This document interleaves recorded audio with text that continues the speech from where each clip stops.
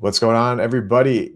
NFL Week 15 back with Jake. He left me alone to grind the board by myself last week, but it's all right. It's I'll all do right it. that I forgot exactly what joke you and I made on last week, but that was funny the way that I wanted to talk about being alone. But what was it again, Jake? What did Oh, I say? I was like, what did you say?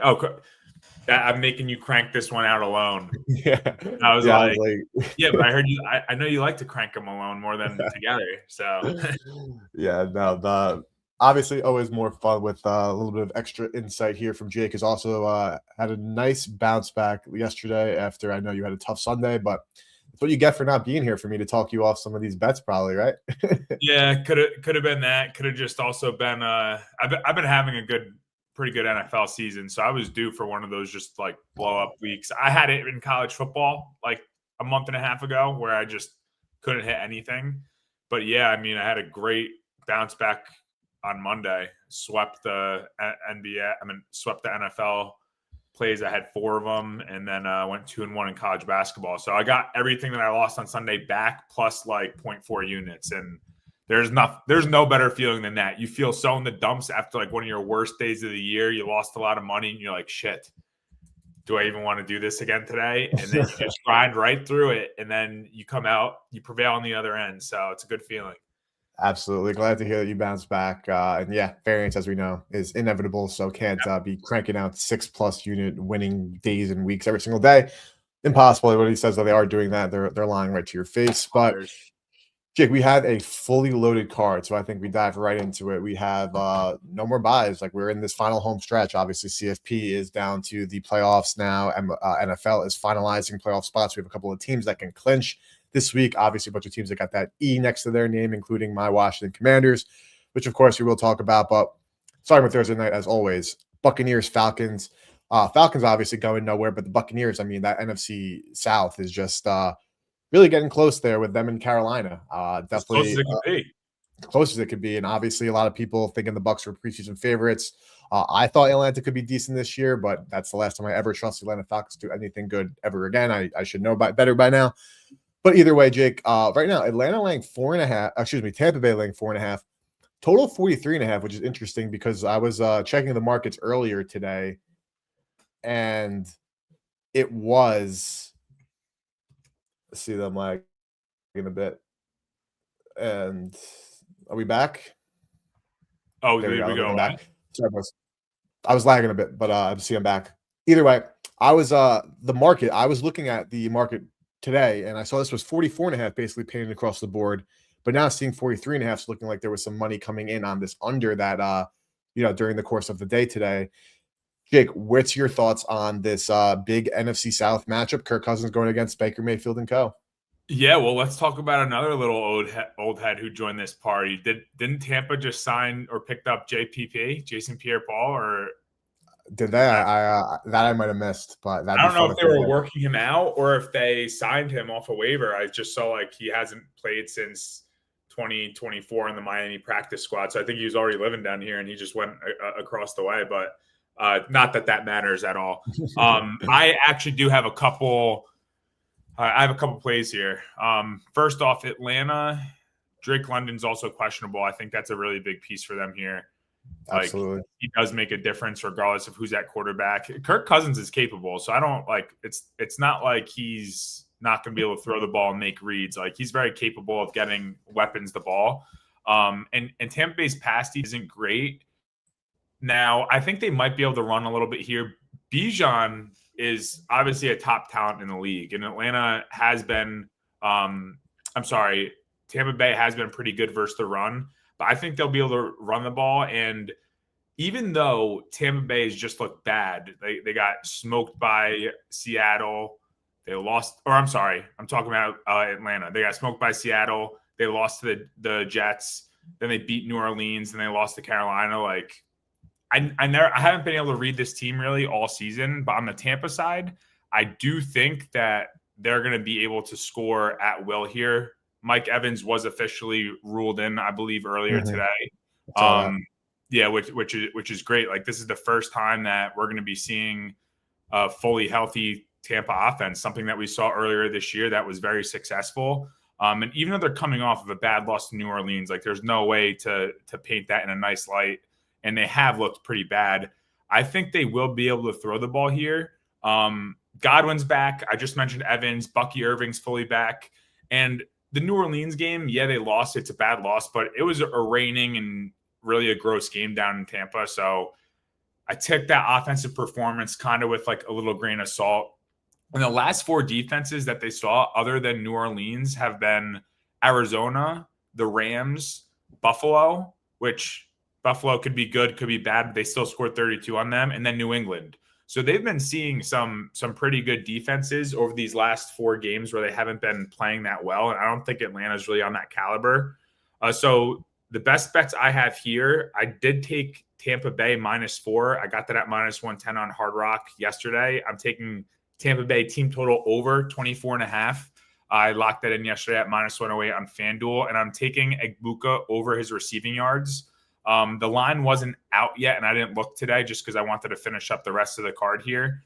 But I think Tampa Bay honestly blows them out here at home.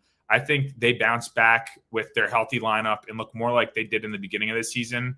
All of these weapons being back should open up Egbuka some more. We saw what he could do earlier in the year when everyone was healthy and they couldn't just focus on Egbuka, and I think they're going to get back to that a little bit. And I think Tampa Bay makes a statement divisional win versus a team that is already eliminated from the playoffs. You just mentioned this is kind of a big game in a really close division right now with Carolina. So I think Tampa Bay puts their foot down and really makes a statement here in primetime football. So I'm all over them. Tampa Bay -4, Tampa Bay team total over, Egbuka over his receiving yards. What does that line look like now that you have it pulled up? It's 42.5 at Hard Rock, and MGM are the best prices in market.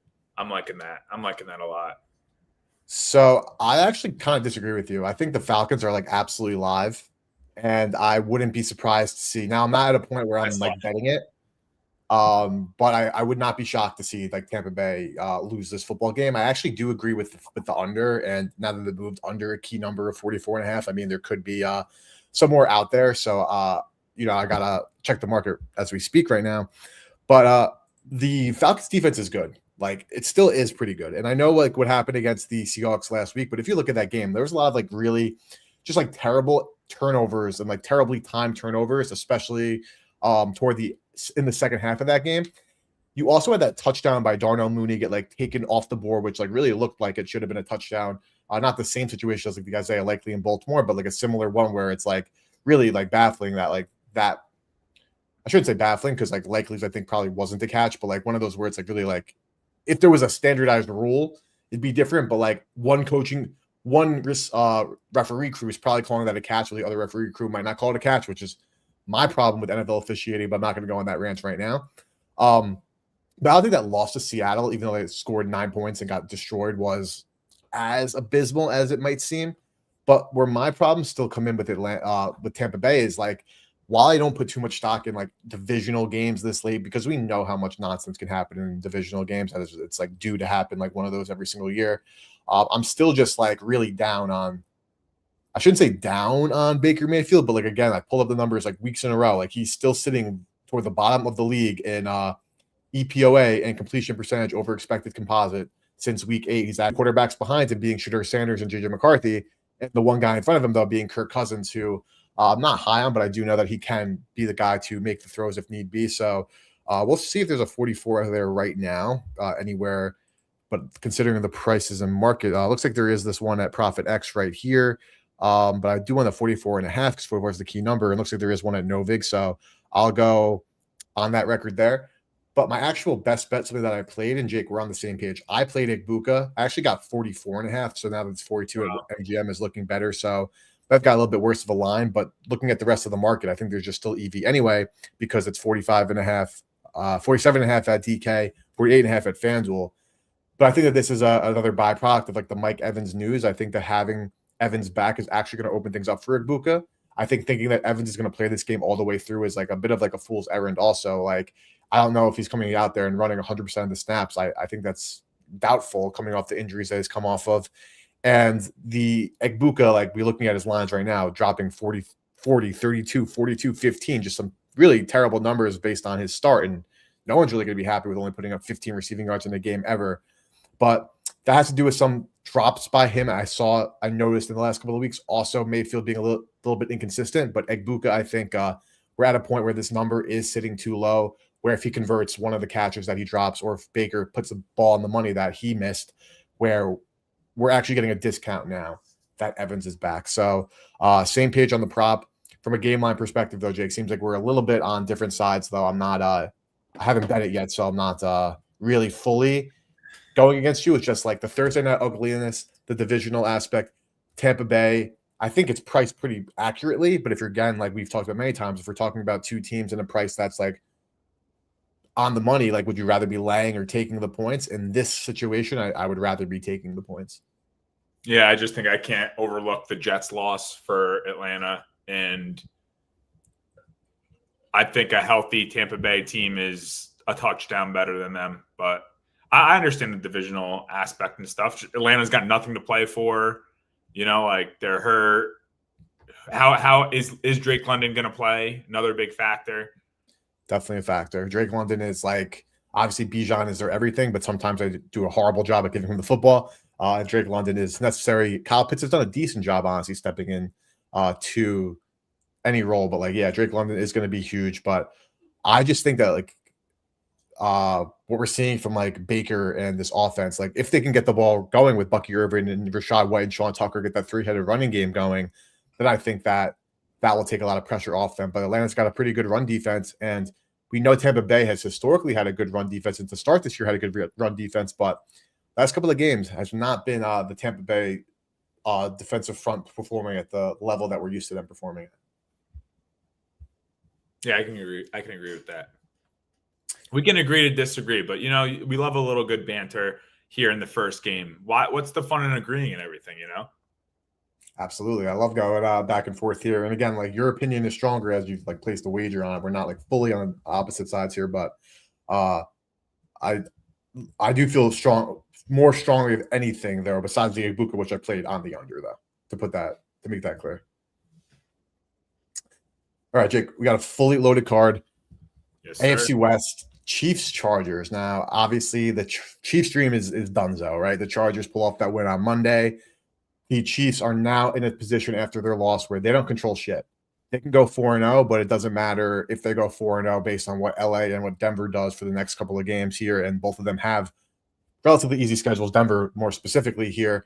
And the KC dream is actually realistically OVO.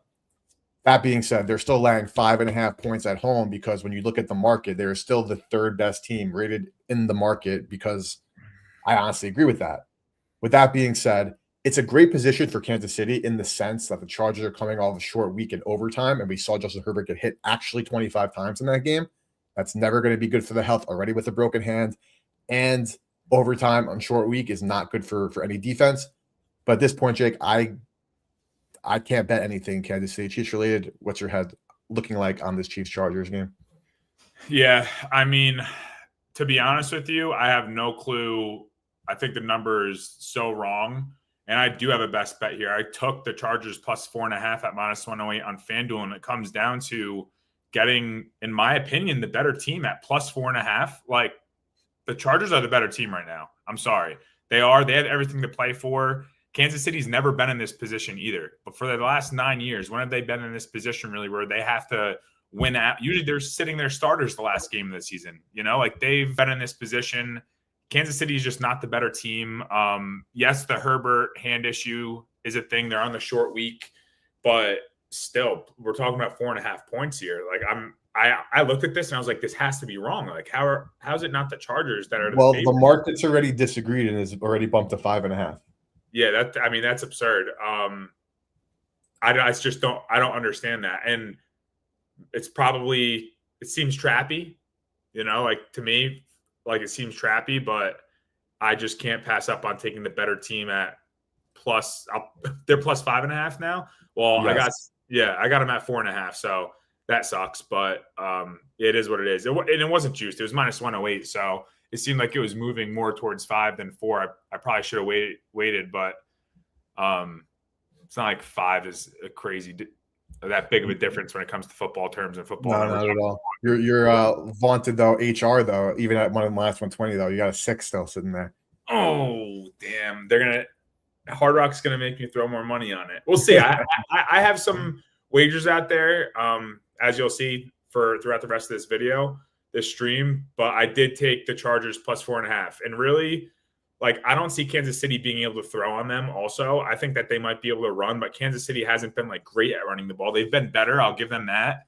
But I really don't think that they're going to be able to throw the ball versus this Chargers pass defense. So I'll also point out, Rashee Rice, we thought he was going to make like this big difference. You and me both. We both sat here and said it's over. Like they're going to get him back and go on a tear. They're 3-4 since his return. So really hasn't made the dent that we thought he was going to make. And the Chargers defense is like one of the best in the league here. So yeah, that's where I stand. I'm going to take LA with the points.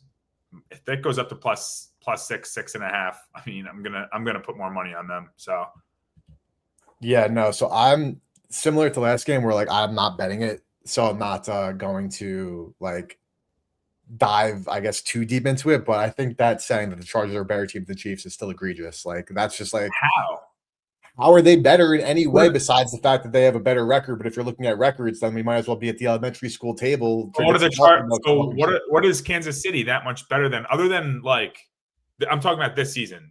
Imagine I'm talking about this season too. The Chiefs are losing the variance battles. They're losing the like last minute terrible decision making calls that, like, for example, the Chiefs going for it on 4th and 1 on their own 30 was one of the dumbest things I've ever saw in my entire life. That's what lost them the game and had them be losing by 10 points. That is not, oh, you suck as a football team, you lost a football game. That's a terrible decision being made, and then the other team capitalizing, and then you like digging your own grave. Thinking about the final drives, Travis Kelce dropping a ball, Rashee Rice dropping a ball, Travis Kelce dropping 2 balls, Rashee Rice dropping a ball. Like these are like these little incremental things that, again, in the last 9 years, my money on that team by a touchdown. Though they can't finish games and make the big plays. I'm not debating taking like betting on the Chargers.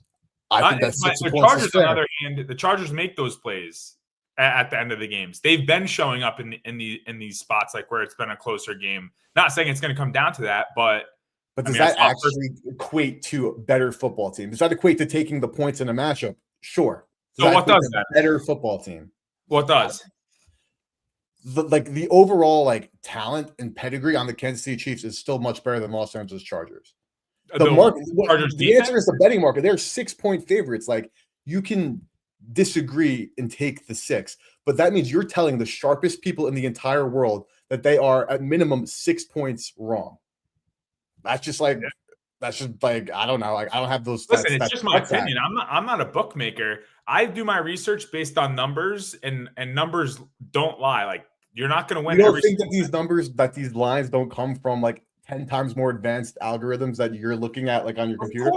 Of course they do, Eric. I've never once said that. I'm saying I'm not going to change the way that I bet just because one egregious line that doesn't make sense to me that Vegas has different. I mean, like we see plus 12 underdogs win outright. So what's it to say about like those games? Like they had them at 12-point underdogs and they ended up winning. You know what I mean? Like that's not the debate that I'm having with you, because we know that anything could happen. Outliers happen in statistics. The only thing that I'm saying is to straight up say that they are a better football team when the market is telling you that on their home field they are on the Chiefs' home field they are 5.5 points better. Is like it really is like a real good thing. We do this debate on ESPN. Yeah, who's Stephen A. Smith in this one, Ben? Though I hate to know who you're casting us as. But like that's to me the only like argument I'm making is like if you think they're the team, then like fuck the 6 points. Why are you not taking plus whatever it is on the money line plus 216? Because it's Wednesday. Maybe I will sprinkle a little bit on them, but come closer to game time if I feel the need. Like clearly, it's not going to go back to the money line that it was yesterday at plus whatever when they were plus 4.5. So I'll wait on that. And if I do like them that much, maybe I will sprinkle a little bit on the money line. Yeah, I mean, this is all again at the end of the day, like kind of all good fun because I'm definitely don't disagree with if you think it's wrong or off to take a 5 or to take a 6 to take a 4.5, but I don't bet based on like record. Like that's not what, like just because the Chargers have a better record, It's not like, oh, they have more. Like, I would take the Chiefs versus the fucking Chicago Bears right now. Pardon my French, but it has nothing to do with the record. It's just I think that they're the better team. That's it. And the betting market is saying that the Chiefs are rated at a 4.9, the Chargers rated at a 1.5, hence the line that we're seeing. Says Stephen A today. Yeah, I'm down for it, bro. I need to get the give me that Stephen A bag while I'm at it at least. Give you half the bag. Who needs the whole bag? Jeez. But no, listen, like even me coming forth and saying, like, again, like the Chiefs dream is dead. Like even on Monday night, I wasn't even hoping for the Chargers to like blow it and lose, because like I was like, I don't even want to like think about the Chiefs and the future that I have on them. Like they're done, they're dead. And I don't disagree with taking the points. I think the reason why I think the number moving 4.5 to 5.5, which as you pointed out exactly, is like that's really not a big deal from like market move. That's not a 6 to 7. Like that's not a big number. 6 is a big number though. If Hard Rock has 6, that's a pretty key number. Yeah, but 6-1-20, but it's Hard Rock. Like they're the lead, like one of the squarest books in the world. So like, and the fact that you get to like capitalize on them, you in Florida, some Illinois, some New Jersey, to shout out to the people who can. But my I guess like final thought overall is just that you can't the how bad the Chargers O-line is, and they lost another lineman during that game. I think they even lost 2 O-linemen, as did the Chiefs in their game as well. So like that's something to point out as well. That's why this total is 41.5 with Justin Herbert, Patrick Mahomes as quarterbacks. But the main, like bringing it all together, like a defense that played as many plays as they did going into overtime on You're glitched, Slime. You're glitched. All right, guys. Unless it's me, am I glitching, or I'm guessing he's glitching? Well, I'll just send him a text really quick, and then I'll sing for you guys to keep you entertained, I guess. I'm just kidding. I'm not doing that. Well, I can move on if maybe this was Fate's way of saying that I was right in this argument with Eric, but only time will tell. Yeah, Eric's locked up. All right, that's what I thought. I mean, I might as well just move on. I shot him a text really quick. I'm not going to keep you guys waiting. Let's see. What do we have next here? We did Chargers, Kansas City. All right, I have Buffalo, New England next for me. I mean, this is a huge game for the AFC here. Buffalo, on the Buffalo side, offensively, I think they're going to have their way on offense, to be honest with you guys. They've been very efficient through the air all season, and showed that even in inclement conditions last week, they've probably they're able to thrive there, and they probably have the best rushing offense in the league right now, if we're being honest.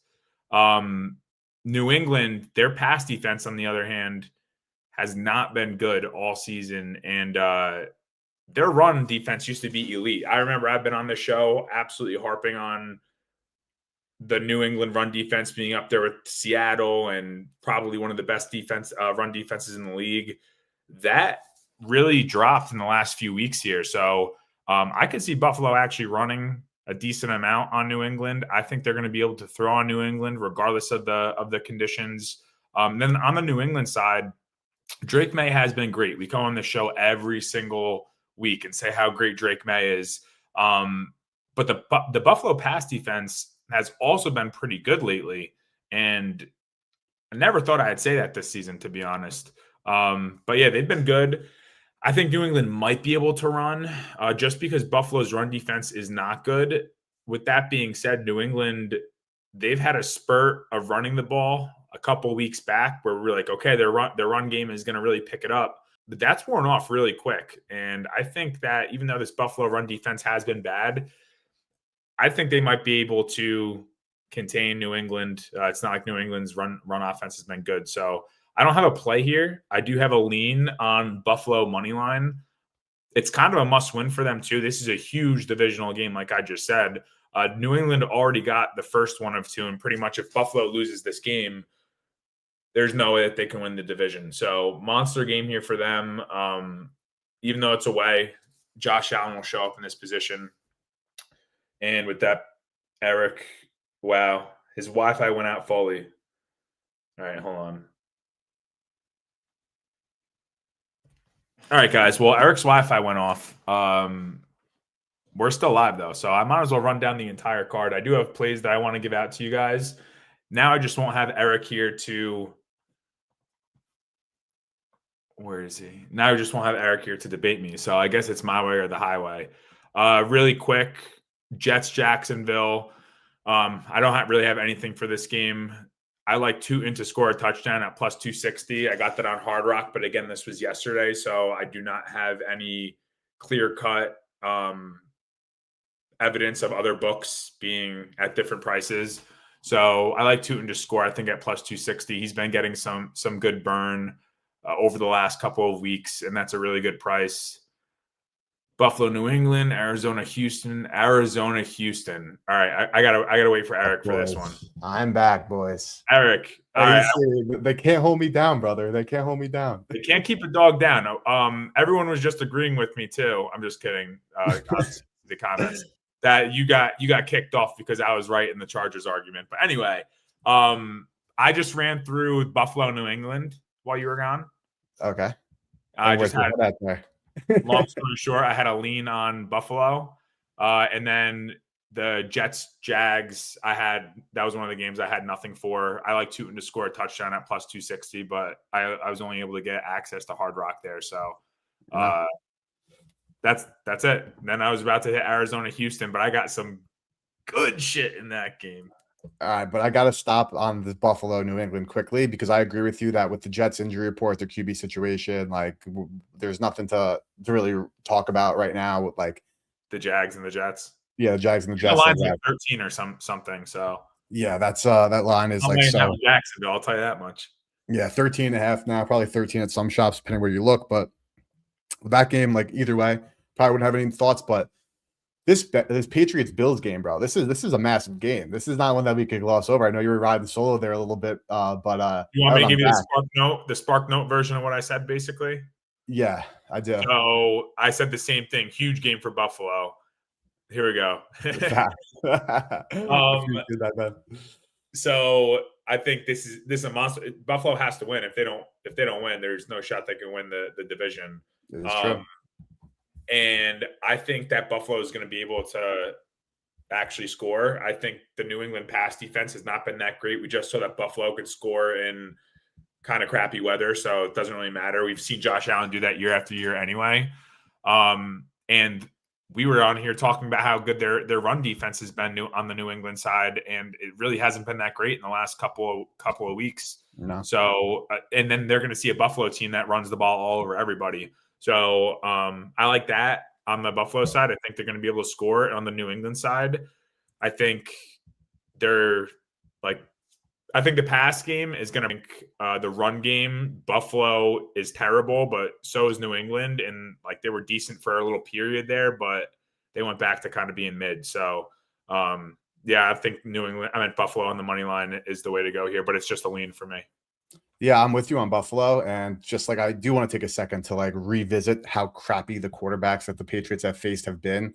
Like you and I have called it out a few times, Jake, where we've talked about like there's going to be a spot to fade the Patriots in a certain situation. And like obviously at a 1.5 point dog or favorite now, because that line is kind of split. Like, yeah, you could take Buffalo, but like that's not the time we're talking when they're like a favorite, we're going to fade them. But where I agree with you mostly, though, is just because even though, yes, Josh Allen's the only good quarterback they faced this year, and they did a really great job in Buffalo, they got a win in that game that was 23-20.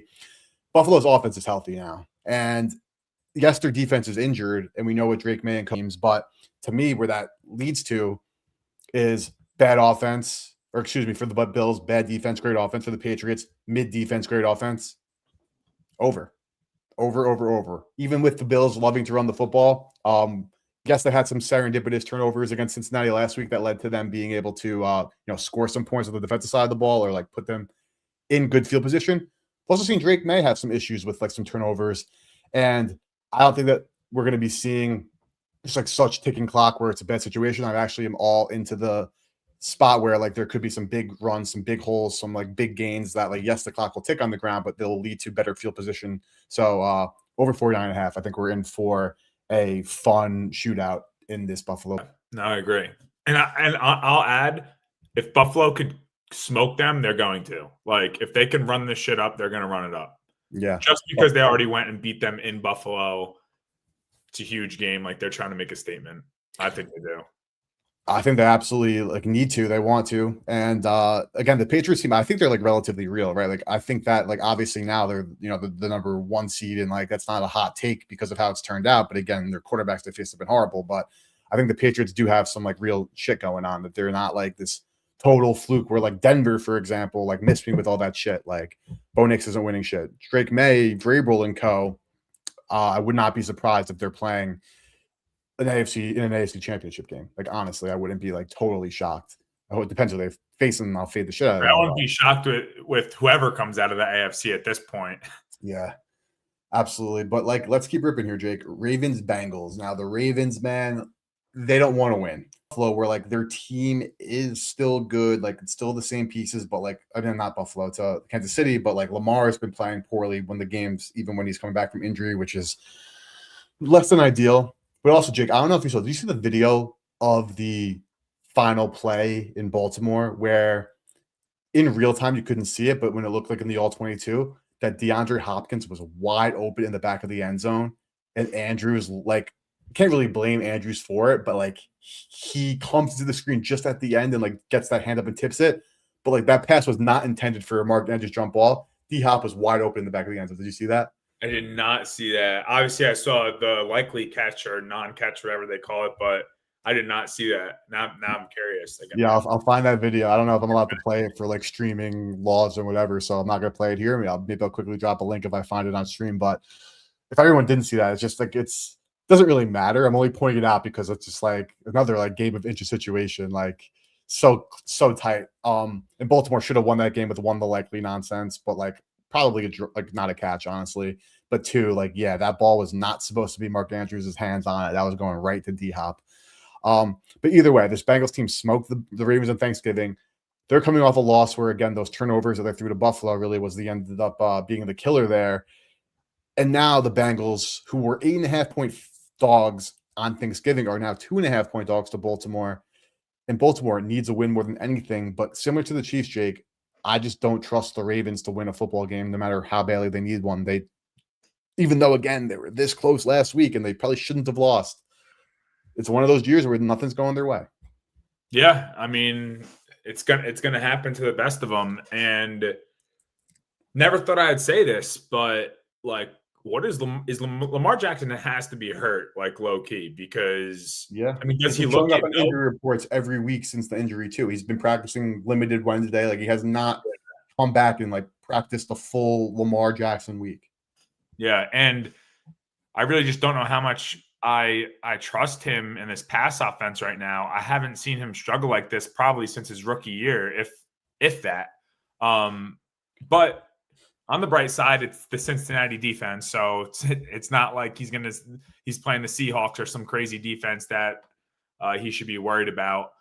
However, I think Derrick Henry has a day here. I think the Cincinnati defense I just mentioned, it's terrible. It's going to be freezing cold. It's not going to be good throwing weather, let's say. Lamar is struggling. Why not just absolutely feed King Henry here? So I have a very heavy lean. Did not lock this in yet, but there's like an 80% chance it's making the card on Derrick Henry over 87.5 rushing yards, minus 110 on Bet365. I just checked, and that was there like an hour ago, so it should still be there. Mm-hmm. And I might even take him 100+ rushing yards at whatever plus money that is. So don't know how I'm gonna wage that out. I might do like a half a unit on Derrick Henry over 87.5 yards, a half a unit on him 100+ yards, or 7.75 and 0.3. I don't know what it's going to be, but I think he's going to have a great day versus Cincinnati here. So like, I don't disagree because I had Henry in a touchdown parlay on Thanksgiving, which we ended up cashing. That was bet live on stream, so everybody there was able to get that. But Jake, this is the same Bengals didn't get smoked by them quite literally 2 weeks ago. It's true. What did they do 2 weeks ago? They didn't really feed King Henry, did they? Because they were in a negative game script like all game. Yeah, so like they were forced to throw the ball. So you think that the defense that held them to 14 points, you think just like that, because it's the Bengals defense that like that was like the Bengals Super Bowl. They played their best game, Joe Burrow coming back. Then we saw, of course, Well, what happened to it's the it's Bengals. the fact, like, well, first of all, I'm not taking Baltimore for a reason. I don't think that they're going to Yeah. absolutely light up the scoreboard.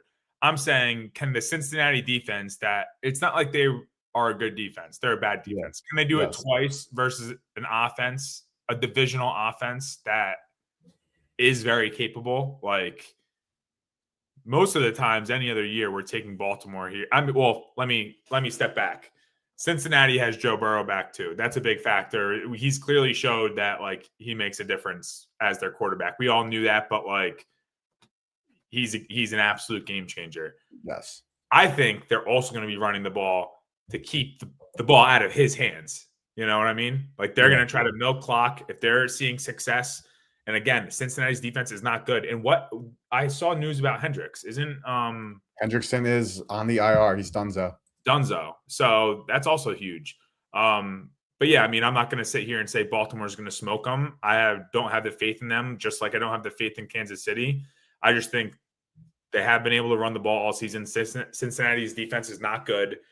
Derrick Henry to have 90+ rushing yards. I mean, it's worth a unit in my opinion, and a little bit of an alt line, and the fact that Cincinnati held them to what they held them to 2 weeks ago. I mean, how often do we see that happen twice in a season, regardless in these division games? So I think Cincinnati had their good defensive game in round one, but Baltimore has everything to lose here, you know? Yeah, no, I don't disagree. Just playing devil's advocate, and yes, Baltimore has everything to lose. And Cincinnati, like, they're 2.5-point dogs. Like, they're supposed to be in this football game. Like, we should not be necessarily expecting a blowout from the market. Obviously, anything can happen. But I think that the Bengals, even though that they're inadvertently helping another divisional rival because it's a divisional matchup, if they win, they're going to help the Steelers. But you know that these guys want to play spoiler. Of course. And, I mean, they're not totally they're not eliminated yet. They're indirectly eliminated, but like they're gonna play. They're not gonna not play. Absolutely. This game should be fun. Total 51.5. So market definitely expecting points. And the Ravens on life alert, the Bengals on life alert. Joey B probably wants to make up for that loss in Buffalo. That game was absolutely nuts last week. As a Dolphins fan, I would love to see the Bengals win this game. That would be huge for the Dolphins. Yeah, for your playoff hopes. I mean, though at this point, they're clawing too right now. But this week could be huge with either way because we play Pittsburgh. Yes, and like the way that it's going down though is like the AFC North will not have two representatives. It'll have to be the division winner, and that's it for the playoff picture. So fun game. Always Lamar, Joey B, like relatively healthy for both sides. I mean, they're both relatively healthy as well. I mean, Burrow's healthy. Lamar been going through it this year though. Again, like I don't know if when I left you, if you're able to pull up that video on your own quickly, but like yeah, that's again, doesn't matter, but I do think it's always like fun to look at like in context because like that ball was going to a wide open D hop, and unfortunately, Mr. Andrews' paw got in the way there. But let's keep ripping here. Bengals, Browns getting 7.5, coming off an L against the Titans. Now, that game obviously got very close toward the end. Shedeur Sanders put up a fantastic game. And now they're playing a Bears team that, yes, they lost and did not cover against the Packers, but this team went toe-to-toe with the Green Bay Packers. And the Green Bay Packers are a Super Bowl caliber team. And yes, the Bears lost by 7, didn't cover, but like if you're a Bears fan or just like even a Bears future ticket holder, you got to feel good because this team and identity, they run the football. Caleb Williams freaking stinks, but that's another conversation. But either way, like I do got to give Ben Johnson and Co flowers, and I got to give Shedeur Sanders flowers because throwing for 342 against the Titans and running in a touchdown is massive. You were crapping on him a little bit 2 weeks ago. All I said was I could like debate those comments. I literally said on the date that he's not a good quarterback. In 2 weeks, we know how much a quarterback can grow. It's very true. So I don't think his growth was crazy. Let's remember it's the Titans. I'm glad you just said that because that's my next point is they also played one of the worst teams in the entirety of the league, though you do have to give flowers for the numbers. and for like the growth that he has shown with some of these deep passes, because he did look like an NFL, not a backup quarterback. He looked like an NFL caliber quarterback last week, and like that, Yeah. as a Browns fan, is literally all you can ask for. Yeah. Regardless, back to the game, 7.5 points. Jake, is this too many for Chicago? I'm leaning towards the under here. It's still 39.5 on Hard Rock at minus 110, but I would love a 40. I'm probably not going to play it in the 30s. And I've been on here, I wouldn't say praising Shedeur, but saying I want to see him do good. I backed him a few times, but I just said, like, you got to give him credit for the game he just had, but I'm not giving him all of his flowers versus arguably the worst defense in the league. With that being said, I'm pretty shocked at how bad Cleveland's defense played versus Tennessee's offense. You know, like, regardless of the conditions, whatever, like, it's Tennessee's offense, and you're supposed to be the best run defense in the league. And then on the flip side, Chicago, you just mentioned they've been running the ball very, very well. That's the strength of this team by far. And then Cleveland's supposed to have this great run defense. So I could see them stopping that. I don't see them having 2 bad games in a row. I just said it with the Bengals defense regarding the Ravens. Are they going to be able to do it twice to the Ravens? Not that, this is the exact same situation, but I think Cleveland's defense is going to kick back into gear here. So I like the under, but no play. I want it in the 40s somewhere. Greedy. I like your look on the under, honestly. I really do, because like, even like Shedeur, after a 364 piece, the market still has him now priced for passing yards at 181, the lowest, 186.5, the highest. So like, that's versus a bad Chicago defense. Versus a bad Chicago defense. Well, the Bears, this is where it gets interesting for Chicago. And again, why you should have some hope as a Bears fan, because their injury reports are getting a lot better. Tariq Stevenson, one of their Bear DBs, is coming back to potentially healthy. Kyler Gordon, their best slot corner, is coming back to healthy. There's another name that's escaping me, but he's not showing up here because I think that means he's good to go. One of their best cornerbacks, the fact that I don't remember off the top of my head is like bad, but another cornerback that they're getting back and healthy. And I'm afraid to open X on my other monitor right now just because of the crash we had. So I'm not going to pull up any additional tabs. But the Bears are finally getting healthy in the secondary. And I think it's actually I was listening to one of the Coach John Gruden videos, or maybe just like a Twitter video. And like, he was talking about the people that the Bears are getting back. And it's not like the Bears are getting back, a second string cornerback or a third string tackle. They're getting back some of their best defensive pieces. So I am interested to see what it does look like. And we've talked about it many times because it's impossible not to talk about with the Browns. Their home road splits. And yes, they were at home against the Titans and got smoked the way that they did. But now they're back on the road against the Bears team that, again, do I think that the Bears are fraudulent compared to their record? Yes. Do I think Caleb Williams is still bad at football? Yes. Have the Bears also proven to me that they're deserving of more respect than at least I was giving them, like, records aside, like, just from a play style, coaching scheme, and general, like, overall perspective? I also think, yes, the Bears aren't, I'm not gonna say aren't as fraudulent as I thought they would be, because that's not true. But I think that the Bears are better than I gave them credit for, even if I don't think that they're as good as their record. Yeah, I'll say this. If I was a freaking low seed in the NFC, I would be dying to play Chicago in the first round. I'll tell you that much. Well, the NFC is just loaded. So absolutely loaded. That's what's crazy. Chicago has one divisional win, I believe. The Bears can, like, I also want it to be known, the Bears should have missed the playoffs still. Like, this is, like, as much as, like, the Bears are having this renaissance year, and, like, again, it's more of a product of the NFC than, like, the Bears or anything they're doing right or wrong. The Bears are in a position still where they can go 11-6 and not make the playoffs based on the rest of the NFC. Yeah, it's absolutely loaded. Absolutely loaded. But I agree with you on the under being actually the best look. I think we'll see some ticking clock. I think both quarterbacks, I won't say like will struggle necessarily, though I think that Williams is just bad, and Shedeur, based on the market there, still 187 yards passing is not high.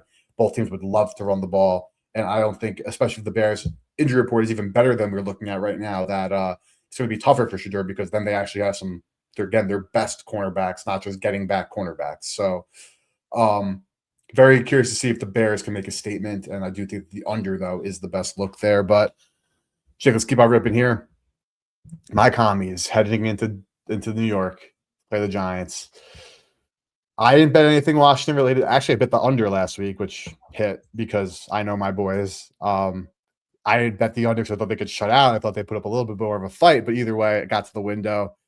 JD5 out, and they didn't say that they're shutting him down. And the fact that they didn't shut him down, Commies Giant, two homeless guys fighting for a quarter pint of wild turkey. That's exactly it. And I could pull up Tankathon and like see that They're gonna fight hard though. They're gonna fight hard for that turkey.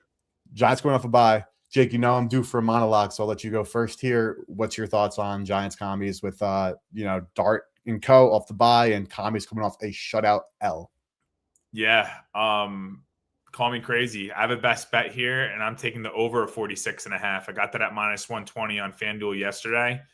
Posted it to the Discord, and what this comes down to is both of these defenses are two of the worst in the league right now versus two offenses that are very capable. I'll say capable, regardless of who the Washington starter at quarterback is going to be.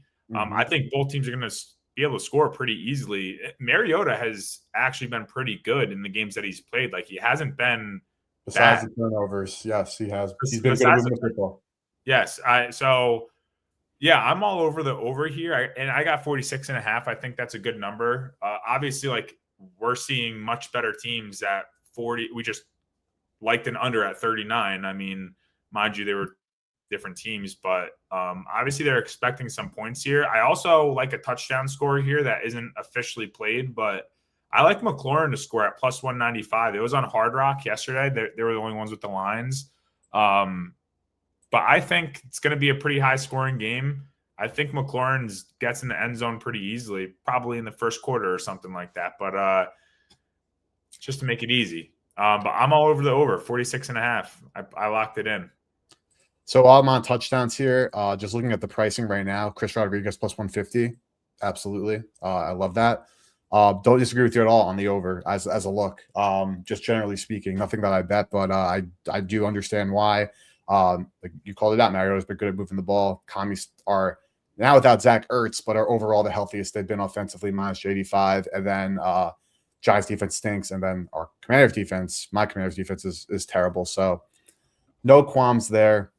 But Jake, you ready for my best bet? Because I have a best bet in this game. Yeah, let's go. The best bet, Washington Commanders money line. Really? The number has moved. It was 2.5, and it was 1.5 because that was both the JD5 questionable, because they said that Jaden didn't come back in because he was sore, not because he like re-hurt something. And then now they're just keeping him out for precautionary reasons. And they're pulling this shit, which like I don't fully disagree with, but they're saying like, even he's saying like, I'm a young quarterback, like I need to get my reps. Like, obviously not disagreeing with that because like that's true, but it's also like, bro, like sit. We're 3-10. Sit the fuck down. Like, you're supposed to be playing quarterback for this team for the next 12 years. Yeah. Chill. But either way, back to the best bet. You're eliminated, my dude. You're done. Like, we have that fat E. The higher pick we get, the better. Unfortunately, I don't think that we're going to get ourselves into a tie for last place at 3-11 here. I think we go to 4-10. Marcus Mariota, like you called out, Jake, is playing good football minus the turnovers, but the Giants are not a team that is forcing a ton of turnovers. And their biggest weakness has been all season long, even with the defensive coordinator change, is defending the run. The Commanders, even when JD5 was healthy at the start of the year, all they want to do is run the football as much as possible. And in that game where they got smoked last week, they still did a really good job establishing the run. On the flip side, yes, our defense let up 31 to freaking 9, but a lot of that was based on turnovers, based on short fields.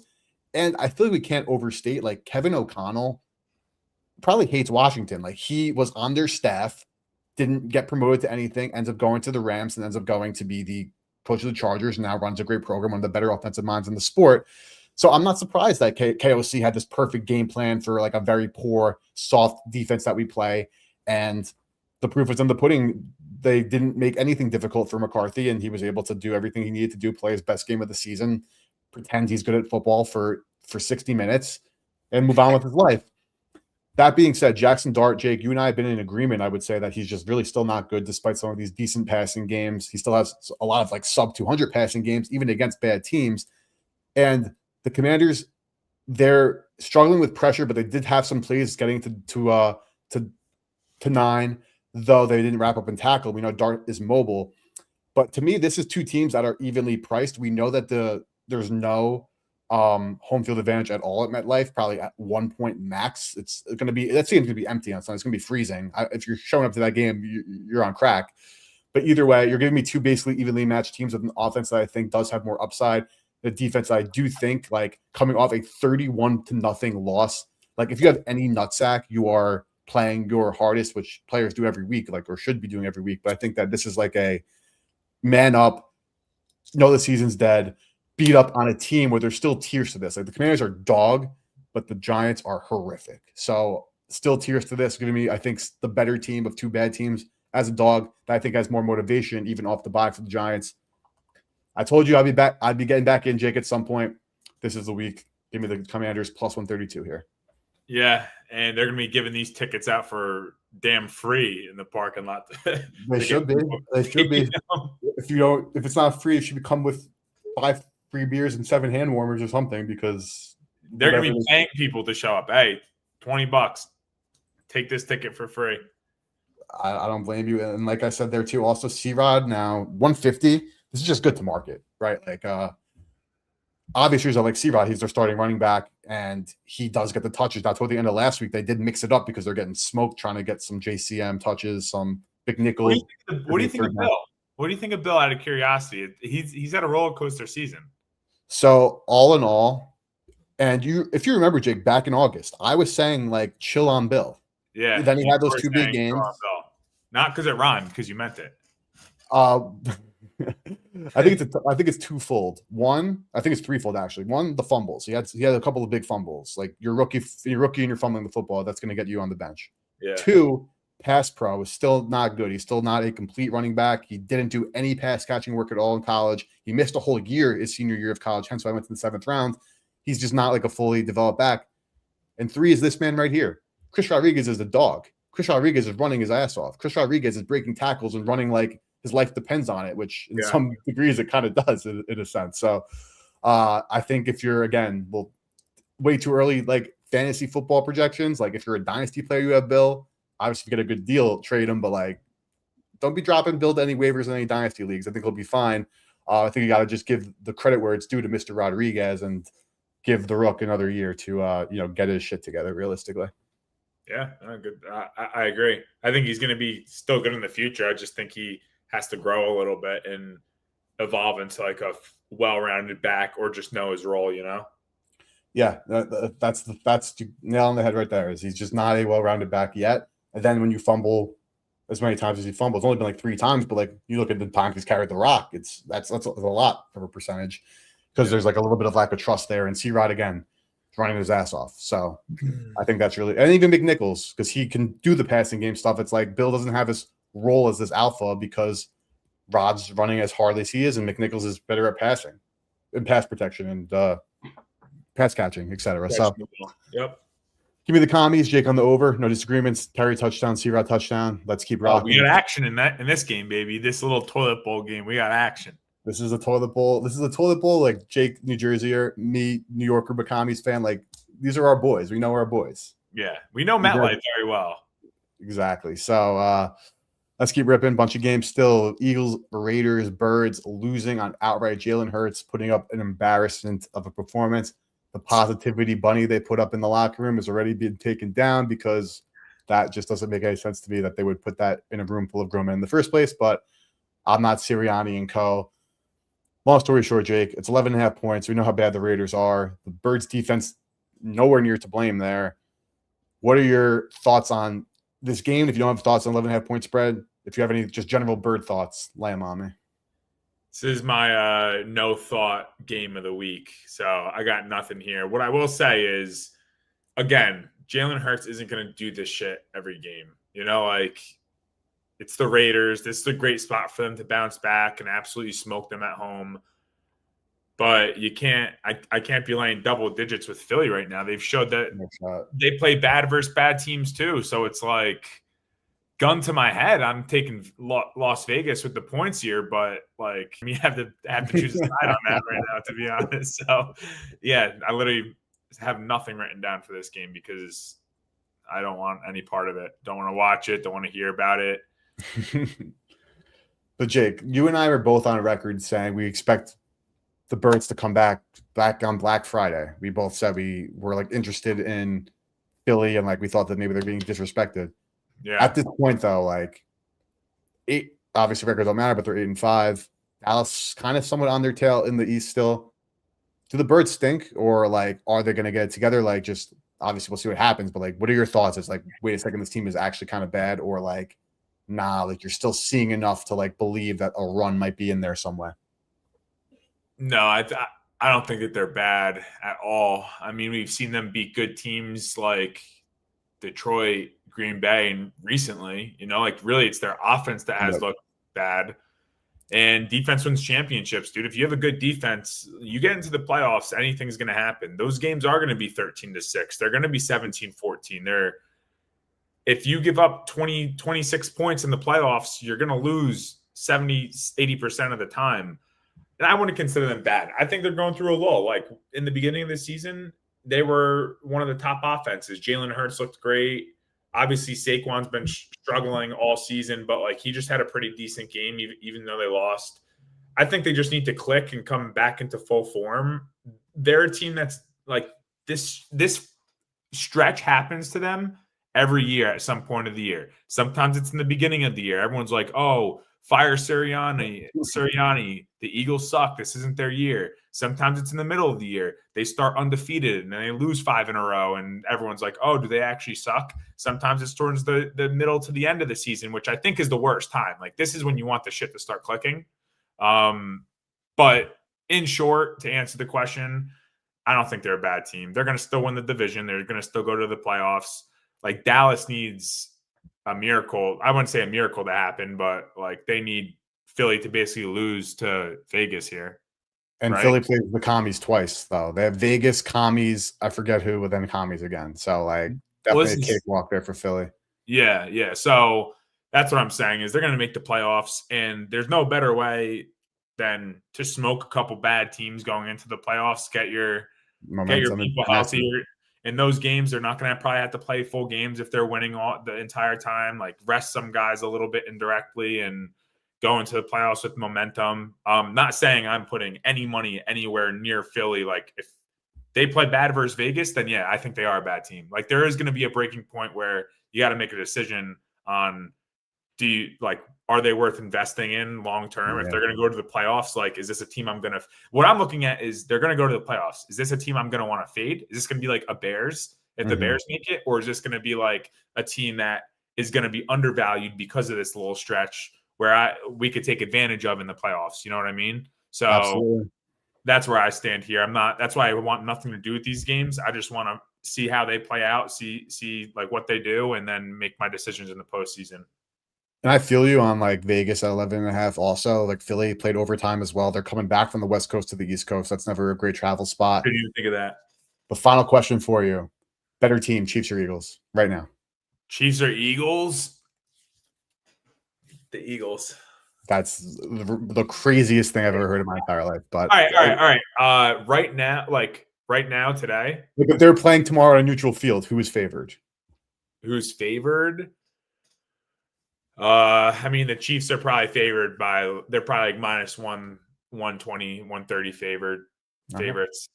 I do think that the Chiefs are playing better football right now, even though they're not winning. Like they're playing better football all around versus the Eagles. The Eagles, if they didn't have the defense that they had, Dallas is winning the division. Okay, just wanted to just get a sanity check on you there. But the Chargers are. Let me ask you: are the Chargers better than the Eagles? I don't think so. No. Oh my gosh! All right, I don't think so. Back down this hole. I don't think so. I don't think they are. I think again, we're not going back down the hole, but like if the Chiefs are 2 points better than the Eagles are still, which we literally saw 2 days ago, even though they lost, are 1 point better than the Chargers. So I'm not sitting here saying they are significantly better. I'm saying one over the Chiefs, the Eagles over the Chargers, I think is what they closed at. I think they're 1.5 points better still, even after that loss. Charlie's saying can't hear. Talk to me, brother. What can't you hear? Can anybody else not hear? Jake, can you hear me? I can hear you. I can hear you. Let me know, guys, in chat if anyone's having audio issues. But if Jake Charlie, can, I've done this before. My volume has just been off, so like try putting it on. yeah, I just muted myself and checked on my laptop. I'm hearing myself through YouTube, Charlie brother. So yeah, I don't know what's good. Maybe setting is off, but we're good audio side here. But Jake, Texans, Cardinals injury reports are getting uglier and uglier and uglier every single day. The Texans, on the other hand, they keep rocking. I closed it out and came back. Like I'm about to. This is my stream Do it. on YouTube right there. If you hear that, so like, oh, we good. That's my boy. Okay, glad, love to hear it. Texans. I have invested in the Texans. I have Texans to win the South at 7-1. I have Texans to win the AFC at 17-1. I'll double check that. 9.5 points. Give me a W, please. That's all I care about in this game personally. So no other thoughts for me. I'll keep this one short and sweet. Talk to me, Jake. Any thoughts on Cardinals Texans? Oh, Eric, I have thoughts on this game. I actually have the most thoughts on the Minnesota Dallas game, but this is second behind that. Okay. I have a lot of thoughts on Minnesota Dallas. Yeah, I don't. What's that? That game's Sunday night. I didn't realize that was prime time. Yeah, prime time. I don't think Arizona is going to be able to score at all. Everyone's hurt. Go through the bloodbath of a injury report. On the Houston side, I think they are going to be able to throw the ball. I think they might struggle to run. Arizona hasn't been great versus the run, but the Texans are one of the worst rushing offenses in the league, so I'm not going to look past that. I do have a best bet here. I took Houston minus 9.5 at minus 110 on Caesars yesterday. I just don't see how Arizona is going to score any points on this Houston defense. And this, I've said this week after week, and it's cashed week after week. 2 weeks ago, what did I tell you? Hold the 4.5 points with Houston. I took them straight on the money line. Keep the points. Cashed. So yeah, I think this Houston defense is as real as it gets. I think Arizona's too broken, and I could definitely see this Houston offense having lots of success versus Arizona defense. Like, I think this might be that breakout offensive game, other than, what was that, like week 4 or 5 or something, where they just absolutely snapped for no reason. And they have all the momentum right now too. I mean, this was a team I remember talking about earlier in the season, being like, are they going to suck? You know, like, is Houston toast? Like, was this like a 1 season, 2 season hit wonder? And then, I mean, you got 17-1, but I did place a wager. 13-1. I just checked. What? 13-1. I just checked. 13-1. Well, yeah. I'm in on that too. But I took Houston to win the AFC at plus 700 today.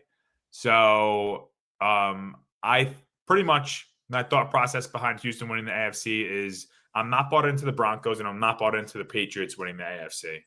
I think the Bills and the Chargers are the only somewhat worry, and I think Houston has the better defense across these 3 teams: Houston, Bills, Chargers, and they're the most well-rounded team out of the 3, in my opinion, especially in this last half of the season. Like, if you take away the struggles in the first month, they've probably been one of the best teams in football all around. So, and I'm talking special teams, I'm talking their offense went through tons of injuries, and now they're like somewhat healthy and they're winning games. They look more well-rounded than they did. So yeah, I mean, I'm in there with you on Houston to win the AFC. I wish I got it at 13-1 or whatever, but I think they win by double digits. And let's see them win the AFC. Houston in the Super Bowl. Who would have thought? Yeah, so I bet the division on the 28th. So before that Colts game. And then after they beat the Colts, so I should have nutted up and bet them both at the same time. That's when I got 13-1. But that was on December 1st. The other one was November 28th. So I should have bet both then, because I imagine what that number would have been on the first, much higher. But no, I echo your sentiments. I've been buying. I remember, Jacob, you were sitting right here about a month and a half ago, where like I said, despite what Texans are doing, I do think that there's going to be like a turnaround point where it's like, this team is really not that bad. This defense is really freaking good. And I have some futures. I have agreements.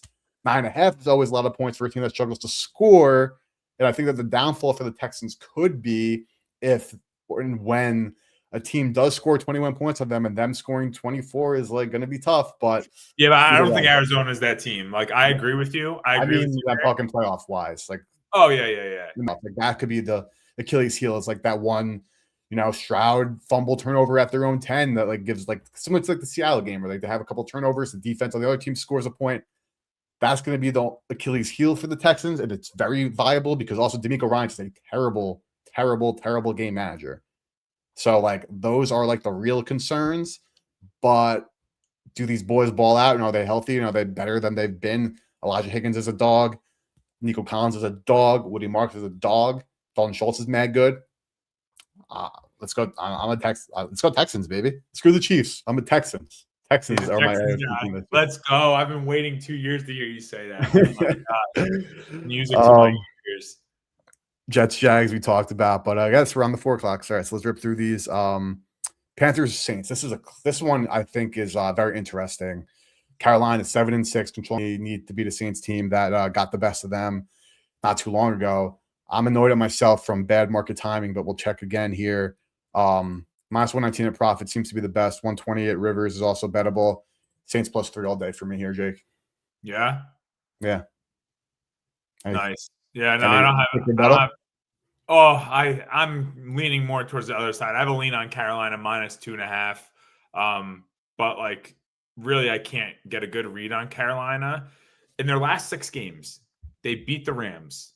Then they have a 20-9 loss to San Fran. They barely beat Atlanta. They lost to New Orleans, and then they beat Green Bay, and then they got smoked by Buffalo. It's like they lose to good teams and bad teams, and then they beat good teams and bad teams. Like usually you could like pick one out and be like, all right, they clearly could beat the bad teams, but they struggle versus the good teams. Like I just good read, but however, think the lean comes from the fact that this is a huge game for them. And I don't see them losing to New Orleans twice in one season. So like really no eggs in this basket. This is a game that I have no desire in betting, but I would lean Carolina minus 2.5.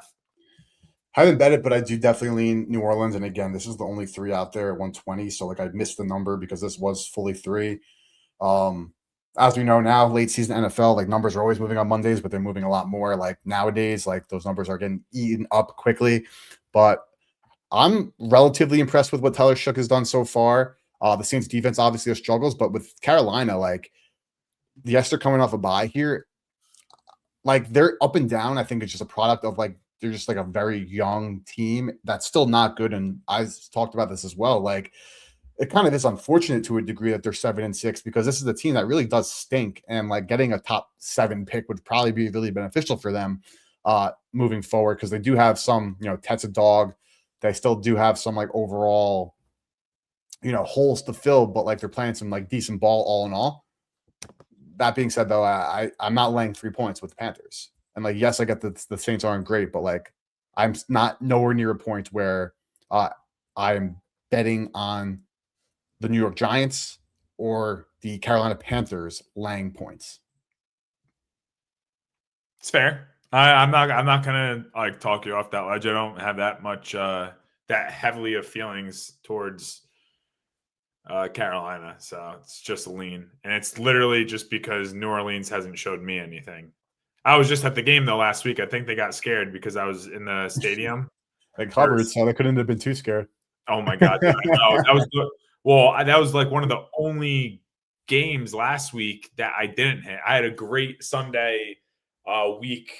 Not this 2 weeks ago. Was that 3 weeks ago? Yeah, it was 2 weeks ago already because I was at that game 2 weeks ago. Because then the Dolphins just played the Jets on Sunday. Yeah. So yeah, I mean, I was there. I think the Saints heard me in the stands and they were scared. They tried to cut it close, but they knew better than to, win outright. They already took the cover, but screw them. Doesn't matter. Covers are good for gamblers, but as we know, obviously the wins, losses. Good teams win, great teams cover. All right, never forget that. So give me Tyler Shough on Sunday, but Titans, Niners laying 12.5 points, total 44.5. Titans going off a massive offensive performance and a W in Cleveland. Niners 9-4, fighting for their playoff lives. Again, like I'm not like allergic to betting big spreads or anything like that. Just like what do you want me to say about the Niners facing the Titans, right? It's like, can the Titans maybe slow down the run game a bit because their run defense has been good? Yes. But do I trust Kyle Shanahan's run scheme off a bye more? Absolutely. So I have really no strong thoughts here. You're getting strong thoughts on Niners Titans. Not super strong. And I'll say this: the reason why I wouldn't even look at San Fran with like laying the 12.5 or 13, they don't have a good defense, dude. Like, who in their right mind would lay that many points with any team that does not have a good defense? I'm not talking about like a mid whatever. But I actually lean towards the over of 44.5 here. We know that both of these defenses aren't good. Just kind of went on a mini rant of San Fran not being that great. And I could see a healthy San Fran offense absolutely piecing up this Tennessee defense. You know that their run game hasn't been great, but like Christian McCaffrey is still a stud. Just give him the ball, and I guarantee you the fact that they have all their pieces back now is going to open up that run game a little bit. And then Tennessee, I talked about it a little bit earlier. They did just hang 31 on a good Cleveland defense. There was some long Pollard runs in there, but you have to counter that argument with the fact that Cleveland's known for their run defense. So, like, yeah, those numbers might be skewed a little bit, but at the same time, Cleveland's known for being one of the best run defenses in the league. So it's just as impressive regardless. And it's going to be in San Fran. It's going to be in good conditions. It's not like there's going to be bad weather. So I think 44.5 is a little low. Didn't lock anything in, but that's where I lean. Yeah, no strong disagreements from me. No strong disagreements from me whatsoever. I actually don't. Your Wi-Fi went out there again for a second. No, I got a message that I read quickly that I wasn't expecting. But either way, no strong disagreements. The Niners defense is bad. And like I said, like there's levels to this shit, and 12.5 points are showing you the levels there of the Niners over the Titans. I think honestly, if it got to like 10 was where I'd be interested in the Niners, but there's no way this is going that low. So I have a future on San Fran to win 11 games. I took their over before the season started of 10.5 wins. So like obviously I'm pulling for them, and this I don't think that they're going to lose. So that would look nice, but definitely not touching a big spread like that. Absolutely. We got a fun one. Rams, Lions, 54.5 total. Should be some beautiful LA weather. Lions fighting for their lives. Rams fighting for the NFC West and the 1 seed. 5.5 points. So in that kind of dead number zone, but like does speak to where we're at right now. Rams, have that bounce back steamroll game. The Lions were on a bye after their they played Dallas, excuse me, Thursday night, and they smoked them. I was so wrong on that game. Either way. Oh, you're telling me.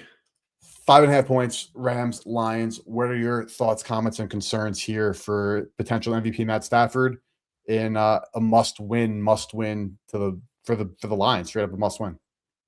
Yeah, and last week was a must-win for them too. They showed up. But on the Detroit side on offense, I think they might be able to throw the ball a little bit. The Rams do have a very, very good pass defense, but Detroit is one of the best passing offenses in the league, especially in good passing conditions like LA. So I would give the edge slightly to Detroit here. And I think they're going to be able to run the ball too. Very similar to my previous statement about the Rams being good versus the run, but I think Detroit has the slight edge as well. I think it's a decent matchup, but I'm going to take Montgomery and Gibbs over this Rams run defense probably any day. I think Detroit's going to be able to score some points here. That's why my best bet is Detroit team total over 23.5. I locked that in yesterday. It was minus 120 on Hard Rock. I think Detroit has a good edge in the air and on the ground on offense. The Rams defense hasn't really seen a good offense since Seattle 4 weeks ago. They saw Arizona, Carolina, who they lost to, and then Tampa Bay, who we just talked about how they struggled earlier in this stream. And I'm not saying that Detroit will win. I also think the Rams will be able to score here, but I think that they're going to be scoring quick. They're bottom tier in time of possession, the Rams. So they do score fast, resulting in more possessions for Detroit. So I think Detroit's going to get theirs as well. Couldn't really come to a side, but I do like Detroit team total over 23.5. Obviously, it's a key number. So 24.5, I wouldn't mind either. But I like 23.5 a lot more. So I actually like that a lot, honestly. Total is 54.5, spreads 5.5. Like, I don't think that the Rams, as good as their defense is, like, I don't think that they're like Texans good. Like, they can definitely get beat by a good football team, especially one with extra rest, especially one that's going to be, obviously motivation. I hate to like call that as like a handicap, but like, it's a balls to the wall, winner go home situation. And like Amon-Ra, even off the injury, looked great on Thursday. JMO showing some JMO stuff. Then you have arguably the best player in football in Jahmyr Gibbs right now. That's a non-quarterback or offensive player because Myles Garrett would probably be too. But regardless, I hate saying stuff like this, but Jahmyr Gibbs touchdown will absolutely be in any parlay. I mean, I'm going to have multiple parlays on Sunday, but like I try to, take bets that have positive EV in them. With that being said, I doubt we'll find like a positive EV spot for Gibbs, but I have a ball knowledge lay here or there just for shits and gigs, and Jahmyr Gibbs will be in it for at any time. He is one TD away from the record for most scrimmage touchdowns before turning, I want to say 24, or maybe it's 25. Because if it's 24, it's 25, it's 20. Guys know what I'm saying. It's his birth year, whatever birth year he's coming upon. Exactly. And his birthday's not until after the season. So, like, whatever it is, like, he is going for the record for the most touchdowns scored before the age that he is turning.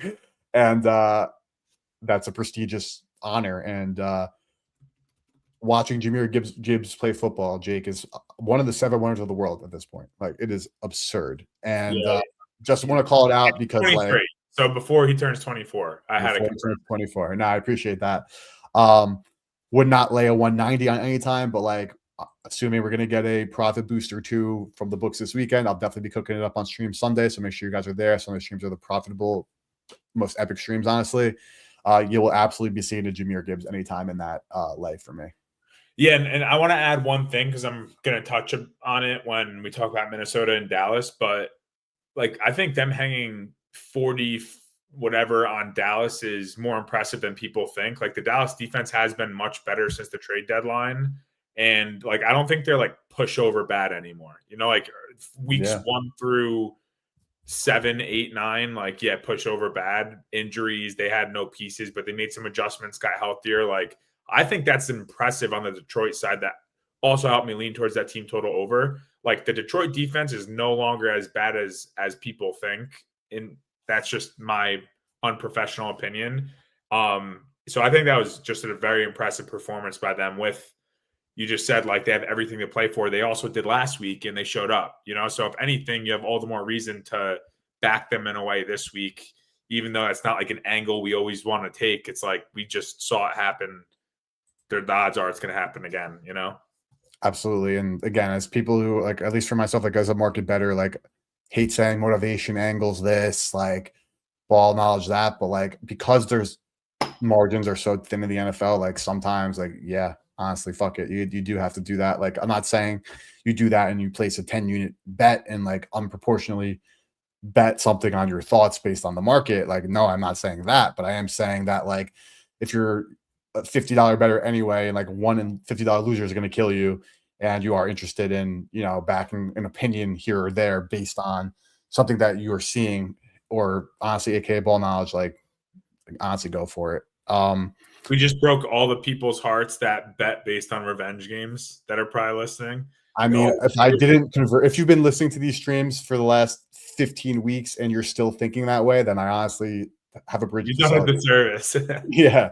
Then I haven't done my job, but I think those things can, like, those things and trends, I think they can add to a point, like if you already like a spot and then you're like, oh, it's also a revenge game, or, oh, they ironically are undefeated against the spread in like the first half in these spots. Like, I think it adds to me confirming that I definitely like it, because regardless of what I looked at, there's also outside things and trends that are showing like, oh, wow, well, like in these spots, it does so happen that this is what they do. But like if that's the last thing you see, and like that's when you're like, fuck it, I'll play it. But yeah, well, it definitely shouldn't hold any weight towards like, oh, this is a make or break play for me. Yeah, it's like almost a confirmation, like, oh, I like this play already, I'm putting a unit on it. Oh, and it's trending in this direction. Sweet. Like, I feel that much more comfortable about winning that unit.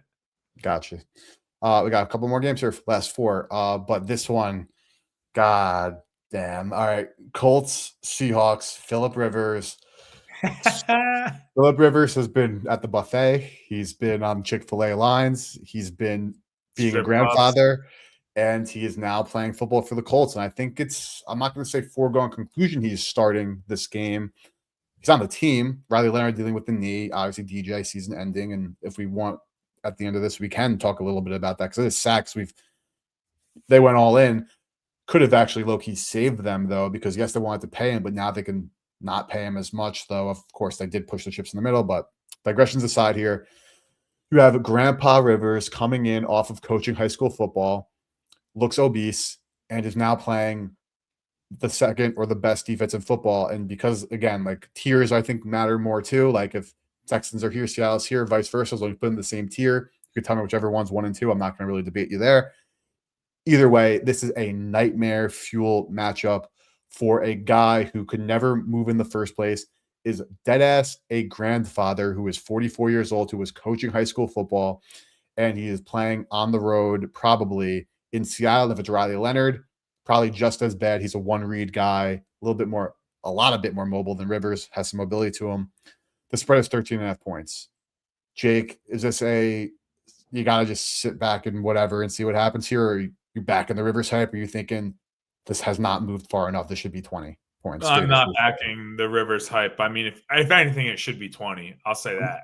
How can Indy not find another quarterback? Like, dude, that's the $1 million. How are they not calling Ryan Tannehill? How are they not calling? Screw anybody. Right, like, how are they not calling? How is Philip Rivers the answer? I don't know. And another game I really have nothing for. I mean, not only is you just mentioned it, Philip Rivers is playing one of the best defenses in the league. On top of that, there's a lot of rain forecasted in Seattle. So I could see them just really feeding Jonathan Taylor. I don't know how much success he's going to have. I mean, like, we know that he's a stud. Are we going to talk about Daniel Jones later? Because I do want to reference. You can bring it up now. I meant later as in for this right game now. At the end of the show. Later as in now. All right. Yeah. I have absolutely nothing for this game. I mean, I'm not laying the third. I would rather lay 20.5 at an alt line than lay the 13 with. I love that. I'll say that. Dude, I said the same thing earlier when Daniel Jones was doing really well, and not that this is a good thing because I don't like injuries, but I said I'm seeing the Giants all over again. And he started seeing some good defenses, turning the ball over, making bad decisions, kind of being flustered, getting sacked, which isn't always his fault. But now, same exact position that the Giants were in with Saquon. Daniel Jones got hurt, right? They signed him long term. They let Saquon go, who went and almost broke the record last year. Now, here the Colts are, where you just said it might save them. Because if this didn't happen, JT already. What's that? They paid JT, so it's a little bit different because not it's I wasn't getting there. I'm just talking about just Daniel Jones. Yeah. They already paid Jonathan Taylor. Yes, I'm not saying they have to pick between one of the two. I'm saying here he is again, serious type of injury coming off of a decent year.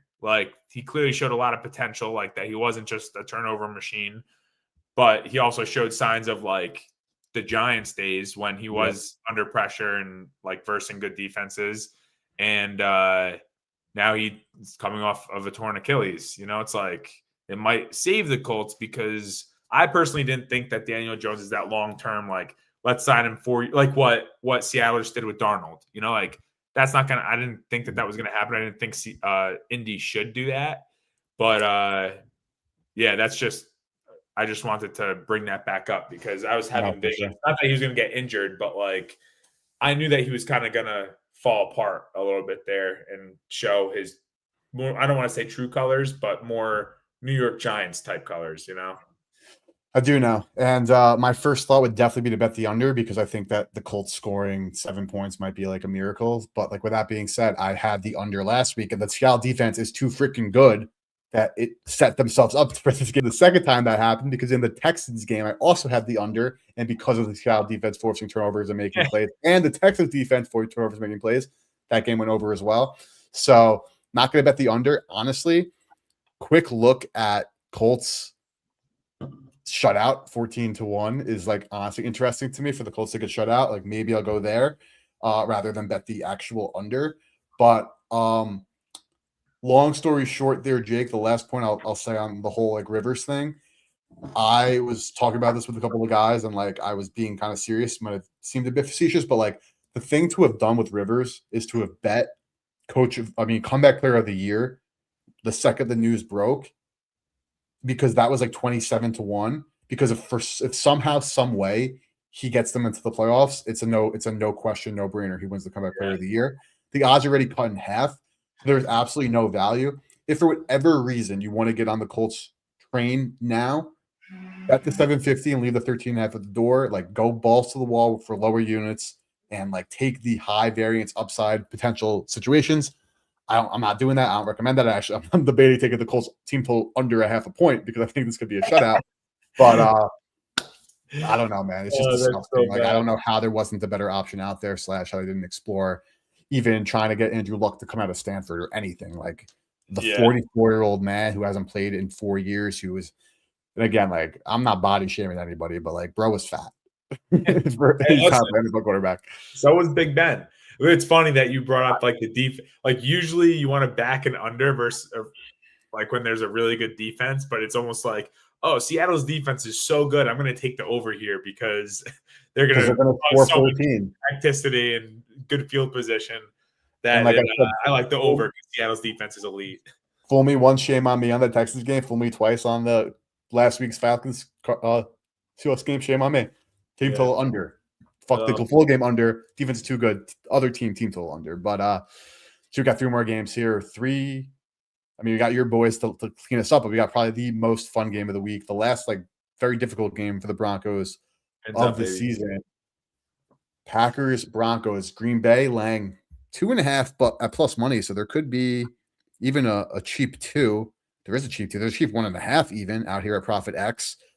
Even at the score 365, Rivers not cheap or Hard Rock, but like there is 1.5s out there. So that is interesting to say the least.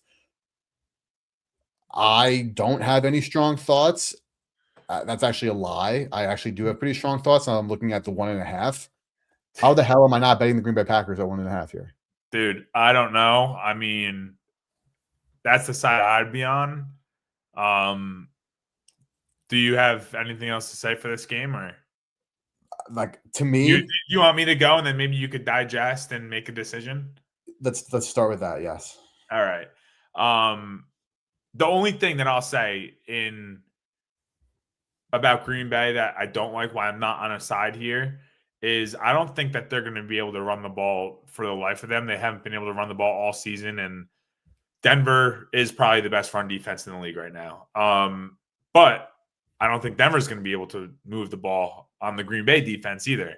I think their offensive numbers still suck, and these are the last. So they have bad offensive numbers. These are the last 8 defenses the Broncos have seen. They saw the Raiders twice. They saw Washington. They saw Kansas City. They saw Houston. Good defense. So one good defense. I'll give Kansas City's like a mid defense. I'm not trying to undo that can of worms again. Then they saw Dallas before the trade deadline. They saw the Giants and they saw the Jets. So these are the Denver defenses. These are the teams Denver is seeing, and they're still sucking. You know what I'm saying, Eric? Like, I don't see how they're going to have any success against Green Bay if they couldn't have success against those teams. And then the only defense they did see that was pretty decent was Houston. And I'm not saying, let me rewind. I'm not saying that they haven't had success versus those bad defenses. I'm just saying they were bad defenses, and it's not impressive. The only good defense that they saw really was Houston, and they put up 18 points. 11 of those points came in the fourth quarter. So it's not like they were like smoking them all game and moving the ball. My best bet here is the first half under 21.5. I got that at -110 on MGM. I think both offenses can struggle a little bit, especially to start the game. Green Bay is 9-3-1 to the first half under. I know we don't like trends, but that was something that I wanted to point out because I'm not worried about Denver. I was more worried about Green Bay, honestly. And the entire season, we know that Denver doesn't even start scoring until like halfway through the third quarter.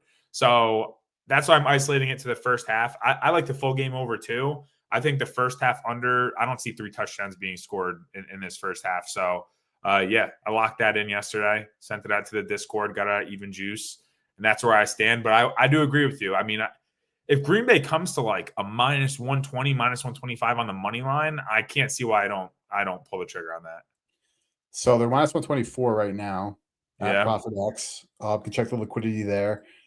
So here's what it comes down to me for, Jake, after like hearing you talk and just like thinking through it, because like the one thing that I will say is yes, the Raiders couldn't do shit against the Packers, but like the Packers against the Broncos, but is that really more because the Packers are like let's run it back.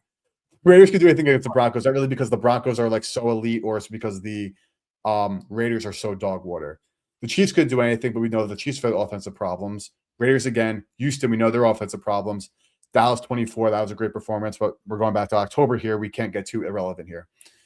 If there's one thing you'll say about me, Jake, even when I'll die on hills on certain things, you know I will change my opinion. And 4 weeks ago, we were sitting here talking about how I thought the Broncos were still the top 5 defense, top 3 defense.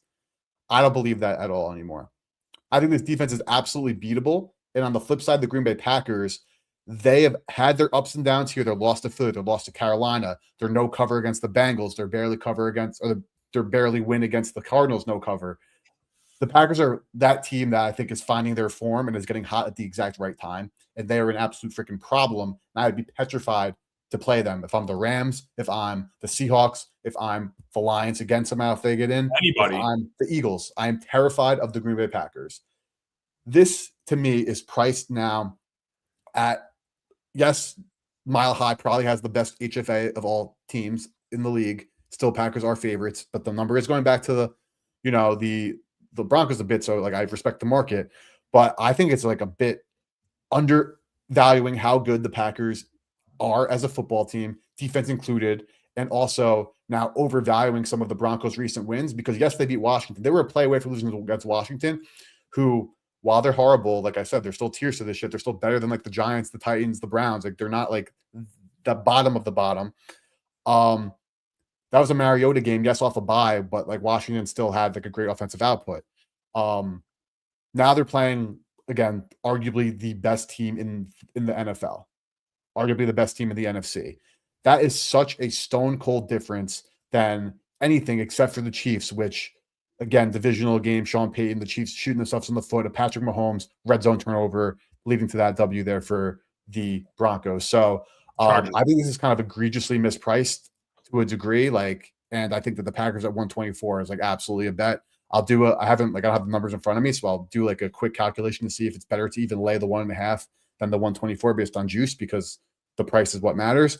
But I think that the Green Bay Packers are absolutely primed to take a W here and prove that they're amazing. And this Broncos defense is not as good as I even had them a few weeks ago. They can get run on, they can get passed on, and this Packers team is the one to do so and put them kind of in their place per se. Yeah, no, I mean, it's the side I would be on too. If it gets any lower, I mean, I would love a little money line play here, but I've been waiting for the Broncos, and I was the one that has been saying I have not been behind the Broncos. I even said it earlier when I placed the Houston future. I was like, I'm not worried about the Broncos. I'm not worried about New England. Like they can have bright futures. Like, not worried about them, honestly. Like I think they're a little bit fraudulent, you know. No, and all credit to you because you were on that wave. I did debate you. I don't think this is like a 15th defense. I don't think they are a good defense, but I was kind of putting them closer to that like Texans, Seahawks, and like no, absolutely not. Those teams are far and away better. Defensively, of course. Honestly, maybe even offensively too. Realistically, as they're actually just straight up be better teams. But point that I'm making is I have come around the other way where it's like no, like I was a bit too high on Denver, and then this is a game where I think we see that come into fruition with Green Bay getting a nice W on some probably game of the week. Actually, Rams' game of the week, maybe. I don't know which one is. We'll check the TV schedule. But either way, if you're a red zone, Pittsburgh, we got 2 more games left. The Miami-Pittsburgh game of the week. I mean, I'm talking about the Fox game of the week. In Dade County, Miami-Pittsburgh is definitely the game of the week. Dude, Miami-Pittsburgh is the game of the week, is the game of the day on Monday. It's the best Yeah. game on the entire slate on Monday. It beats all the college basketball, all the No, I'm all talking just all the NFL. table tennis, and Talking the just NFL, of course. But Jake, Vikings Cowboys. You said that this was the game you had your most thoughts on. Is that correct? Yeah, well, yeah, I have my most thoughts on it for sure. I have a play too. Not Lay it like on me. it's like it's my favorite play. I just have the most thoughts that I feel like I Okay. have to get out. Lay it on me. Yeah, so I guess I'll kick us off. I think Minnesota. I want to think like maybe they'll be able to pass just because they have so many weapons, but I even lean more towards them not being able to throw the ball just because of how bad JJ McCarthy is. Mhm. And I said a little bit earlier, Dallas's defense is also bad, right? Like I'm not saying they're a top tier defense by any means, not even like in the top half defenses, I'd say. But it's very clear that they've improved since the trade deadline. I remember when they got Williams and they got Nolan, like I said it right. I was like, hey, these guys can make a difference. Like I'm not going to die on that hill, as you like to say, like, but they can make a difference. And I think that they have. They did just get clapped by Detroit in Detroit, which is a hard environment versus arguably one of the best offenses in the league. It's much different than Dallas now playing at home versus a bad Minnesota offense. And Dallas has been very good at home this year. They're 4-1-1. They clearly play a lot better at home than they do away. I think they're like 2-5 when they're away. So I think this is a good spot for their defense to actually show up. And Vegas knows that they won't have success based on this one line that I saw. Justin Jefferson to score is like plus 180. Okay. So like, do they really think that Minnesota is going to be able to move the ball in this Dallas defense and throw all over them if their arguably best player, he is their best player, is plus 180 to score a touchdown? So that's just a little sign that maybe Dallas's defense might be able to contain them. I think Minnesota might be able to run the ball. They've been pretty good at running the ball all season, but here are the Dallas rush defensive numbers since the trade line. So the team that they've versed, this is what they've done against them. Detroit, 109 yards. So yeah, they smoked them, but that's still pretty respectable to hold Detroit and Gibbs and Montgomery to 109 yards. Kansas City, 119. Philly, 63. 33 of those yards were from Hurts. Not that they're like some powerhouse rush offense. Vegas, 27. Like Vegas isn't great either, but 27 rushing yards, like that's pitiful. It's still the NFL. So I think they can contain Minnesota on the ground. Chicago is just as bad of a defense as Dallas, maybe even worse. And they still only scored 17 points versus Chicago. On the Dallas side, they're averaging almost 30 points per game in the last 4 games versus defenses just as good, if not better than Minnesota.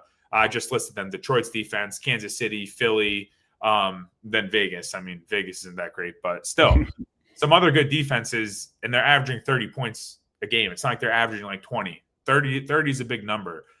So I think I didn't lock this in officially prior to this, but I'm locking in right now Dallas minus 5.5. I think the Dallas defense has improved enough to give me faith in them shutting down this bad Minnesota offense. I think Dallas plays great at home. They've been playing good offenses, honestly, too, on the defensive side, and they should have no issues versus Minnesota on either side of the ball. So 2 field goals, a 1-score game, a 1-touchdown game. I think Dallas is going to cover this easily. Again, we don't bet based on like motivation, but obviously these are all must wins for Dallas. I think it's a good spot for them at home here. So I'm laying it minus 5.5. Give me Dallas. I actually totally agree with you, honestly. Like, I think that it's like a bit of like a fool's errand to think that the same like game plan and success that this Vikings defense and offense had against Washington will be the same against Minnesota, against Dallas, for the same reasons you just called out, Jake. The Dallas defense is still good. Like Detroit putting up a 44 piece on them, like that's still like an elite offense that is absolutely, doing everything that they can. And like the Vikings on the other side, like they turn over Mariota twice, they turn over JD5. Like the situation is going to be so different facing this like Dallas high flying offense. And I actually think we could see Dallas like getting back to establishing the run a bit here. Their run game has been struggling a lot, but we saw what Washington was doing on the ground all game long, prior to the game getting out of hand in Minnesota last week. And like I said, I think that was just like the perfect storm of game plan with great offensive coach against a bad defense and a, I hate to say again, motivation spot for him against his former team that employed him. And, Washington playing this soft ass zone coverage with guys wide open all over the place. Like Dallas is not going to do that. They're going to be playing man coverage. And I think that Jettas at 180 is actually a great look. Now I talk about this a lot. He got as high as like 225, but that was against Seattle, which is different.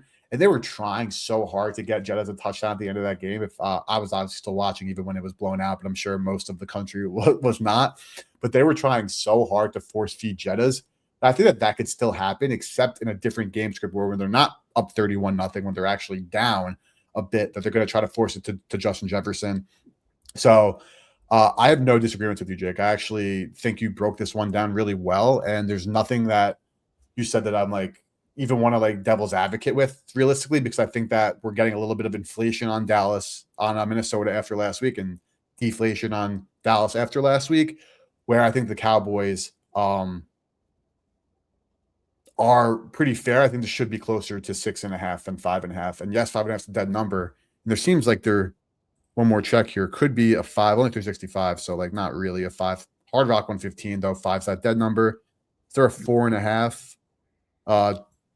120 at Hard Rock. So like not really bettable, not bettable DraftKings or anything else there, but no disagreements with you, Jake. I think that Dallas is like definitely 4.5 to 6 points better than Minnesota. And the market is a bit like, I think that they're still like, oh, McCarthy, we know he stinks, but he had this game. Dallas, like how real are they? They're losing against teams that they probably should win, but then they're beating teams that they should lose to. I think that in Jerry World, off of a little bit of extra rest, that they are playing a team that is bad and that they just ran into a perfect situation against Washington last week and took advantage fully. Yeah, and you just mentioned like the line 5.5. Like I would rather take a 5.5. Everybody, I'd rather take a 5.5 at -110 than a 5 at -120 any day of the week, because it's a dead number. What Eric just said, like we're playing for them to win by 6 or more. So whether it's 5.5, like yeah, you can get the push at 5, but it's such a dead number. It's not even worth paying the extra juice for it, because if you lose, you're going to save 10 cents or more. So. And just the likelihood of it landing 5 is very, very unlikely. Hence why it is not a key number. And this was something that like 3-4 years ago, I wouldn't say I struggled with, but like it was hard for me to understand. Like, oh, why would I not take the better number? Because technically you're getting a better price because the better number is really a worse number when it comes to like football. So I feel like that was a good learning opportunity. I know we sit here and we give out plays and stuff like that, but why not educate the people a little bit too while we're Absolutely. at it? That's definitely the goal, and hope that we have gotten through to some people here, because the prices, all these, the 104, the 105s, the 108s, those are the numbers that matter more than the 41.5, than the 42.5. The price that you're paying is the difference between a good bet and a bad bet. In football, of course, the margins are a bit different with the key numbers 3, 4, 6, 7, 10, 13, etc. But the price that you're paying, the juice that you're paying, are things that are absolutely just as paramount, if not more paramount, than the actual number attached to the spread in total. Jake, let's finish up here. 6 and 7 Dolphins rolling, absolutely rolling. And I can't say I know, because like I shouldn't be assuming what people's X algorithms are showing them, but my algorithm this week has been filled with film analysts just breaking down the Dolphins run game and talking about how epic it is. I mean, I watch football, and I'm not saying that always equates, but like I've been watching Devon Achane shred for 6 weeks now. And I know he's an animal, but the designs they're running, the success they're having from left end to right end, it's ridiculous. With multiple running backs too. Awesome. Yeah, so I agree with everything. Like I can't sit here, and this is all brain talking. The offense has been improving, but it's first bad defenses. So that's what wouldn't say. That's the Dolphins special for the last 3 years. Beat bad teams, lose to good teams. Yeah, thanks, dude. You're preaching to the choir. Okay. Now the thing is, do we consider the Pittsburgh defense good or bad? Like that's what it really comes down to. Miami is getting 3.5 points in a game. Again, we keep coming back to this, but they need to win these games. And if they do win this game, I don't think that they're going to make the playoffs, but with a Ravens loss, with some things happening, it puts their percentage up a lot more than like the 1% they were at 2 weeks ago. Again, and then like I do think that they're going to be able to run the ball. That's one thing that I could confidently say is I think Miami is going to be able to run the ball all over Pittsburgh. And like even Jalen Wright looks good, like I know he just had one good game, but he's always kind of been there. He was hurt earlier in the year. Ollie Gordon was getting some reps. Obviously A-Chain is the star. And from what, it's probably common sense, but they're going to offer him a nice fat extension. So I'm super excited for that. Like he wasn't in any of the trade talks, obviously, like he was solidified there. He's going to be like their guy moving forward. Super excited for that because he is like a very rare talent. He's up there. He's up there with Gibbs and Bijan, and not saying he's better than them. He's a weapon. He's in that. I hate to interject, but like I was just, I do feel passionate about this.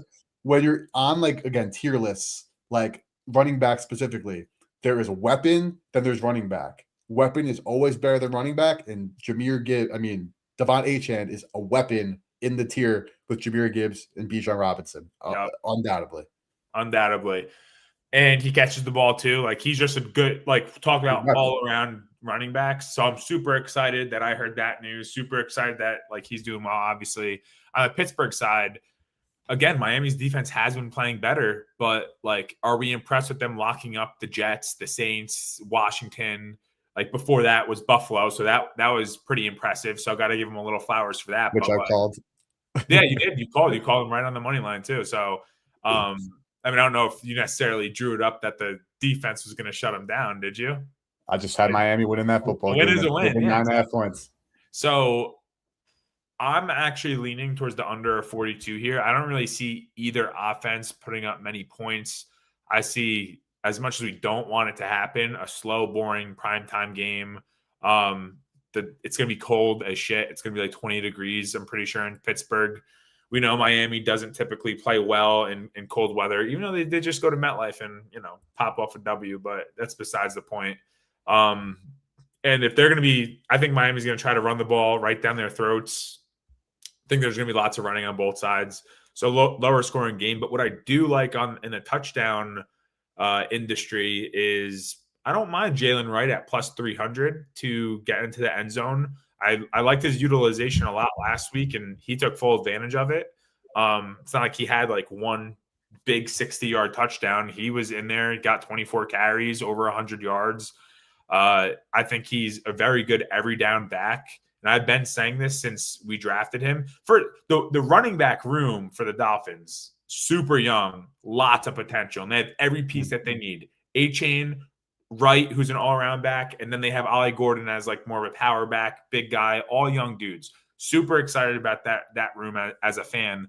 But Jalen Wright, he has speed. He's got agility. He can also be a power back. He's 210, 215 pounds.